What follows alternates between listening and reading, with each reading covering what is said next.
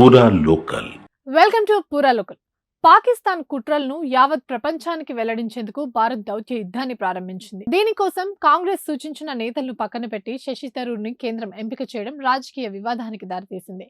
Congress party ప్రతిపాదించిన 4 పేర్లు కాదని ఓ బృందానికి కేంద్ర ప్రభుత్వం శశి థరూర్ ని ఎంపిక చేసింది. ఏడాది కాలంగా శశి థరూర్ కాంగ్రెస్ తో అంటి ముట్టనట్టు వ్యవహరిస్తుండడం, కేరళలో జరిగిన ఓ కార్యక్రమంలో ఆయన ప్రధాని పోగొట్టడం అందరికీ తెలిసిన విషయమే. ఈ నేపథ్యంలో కాంగ్రెస్ ప్రధాన కార్యదర్శి జైరాం రమేష్ కేంద్రం తీరుపై తీవ్ర ఆగ్రహం వ్యక్తం చేశారు. శశి థరూర్ ని ఉద్దేశించి ఆయన పలు వ్యాఖ్యలు కూడా చేశారు. కాంగ్రెస్ లో ఉండటం వేరు, కాంగ్రెస్ తో ఉండటం వేరని వ్యాఖ్యానించారు. సున్నితమైన విషయాల పట్ల కేంద్రం ఆటలాడుతోందని మండిపడ్డారు.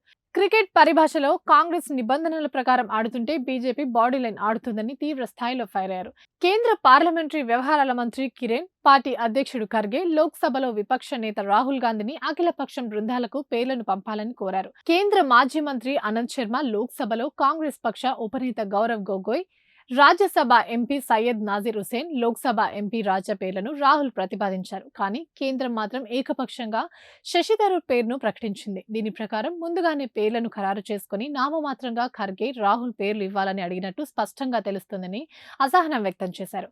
ఉగ్రవాదాన్ని ఏమాత్రం సహించబోమనే సందేశాన్ని ఐక్యరాజ్య సమితి భద్రతా మండలిలోని సభ్య దేశాలతో పాటు ఇతర ప్రధాన భాగస్వామ్య దేశాలకు వివరించేందుకు 7 అఖిలపక్ష బృందాలను ఏర్పాటయ్యాయి. ఒక్కో బృందంలో 6 లేదా 7 ఎంపీలతో పాటు సీనియర్ దౌత్యవేత్తలు, మాజీ రాయబారులుంటారు. ఈ బృందాలకు 7 ఎంపీలు నేతృత్వం వహిస్తారు.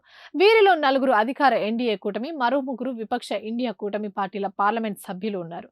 ఈ నెల 22 తర్వాత ఈ బృందాలు విదేశాల్లో పర్యటించే అవకాశాలు కనిపిస్తున్నాయి. పహల్గాం ఉగ్రదాడిలో 26 మంది అమాయక పర్యాటకులు చనిపోవడం, పాక్ పై భారత్ చేపట్టిన ఆపరేషన్ సింధూర్, పాక్ ఆక్రమిత కశ్మీర్లో ఉగ్రవాదంపై ఈ బృందాలు విదేశాల్లో ప్రచారం చేస్తాయి. ఇవి ఇప్పటివరకు ఉన్న అప్డేట్స్. మరిన్ని అప్డేట్స్ కోసం చూస్తూనే ఉండండి పూరా లోకల్.